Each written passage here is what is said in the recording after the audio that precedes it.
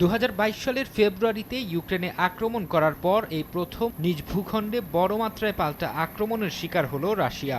সপ্তাহখানেক ধরে নজিরবিহীন হামলা চালিয়ে ইউক্রেনীয় সেনারা রুশ সীমান্তবর্তী কুর্স্ক অঞ্চলে ঢুকে পড়ায় কোণঠাসা হয়ে পড়েছে পুতিনের সেনারা। ভলোদিমির জেলেনস্কির সঙ্গে জরুরি এক বৈঠকে দেশটির এক শীর্ষ সেনা কর্মকর্তা দাবি করেছেন, এরই মধ্যে ইউক্রেনীয় বাহিনী রাশিয়ার ভূখণ্ডের 1000 বর্গ কিলোমিটার এলাকার নিয়ন্ত্রণ নিজেদের হাতে নিতে সক্ষম হয়েছে, দখল করেছে অন্তত 28টি গ্রাম।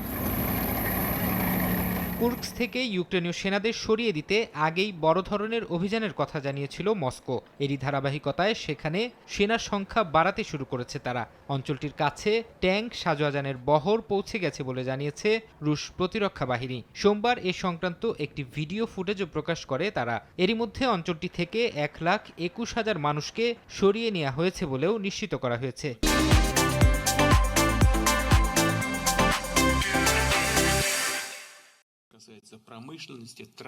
এদিকে সীমান্তবর্তী এলাকায় ইউক্রেনীয় সেনাদের আকস্মিক অনুপ্রবেশের পর রাশিয়ার প্রেসিডেন্ট ভ্লাদিমির পুতিন বলেছেন, শত্রুপক্ষকে রাশিয়ার মাটি থেকে বাইরে বের করে দেয়া হবে। শিগগিরই ইউক্রেনকে এর যথাযথ জবাব দেয়া হবে বলেও হুঁশিয়ারি উচ্চারণ করেন তিনি। রুশ ভূখণ্ডে ইউক্রেনের এই আক্রমণ সম্ভাব্য শান্তি আলোচনায় কিয়েভের অবস্থান শক্তিশালী করার চেষ্টা ও রাশিয়ার সেনাবাহিনীর অগ্রযাত্রা কমিয়ে দেওয়ার লক্ষ্যে পরিচালিত হয়েছে বলেও মন্তব্য করেন পুতিন।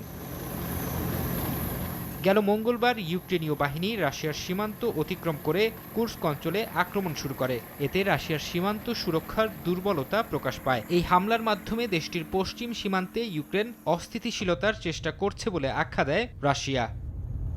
ফরহাদ চৌধুরী, সময় সংবাদ।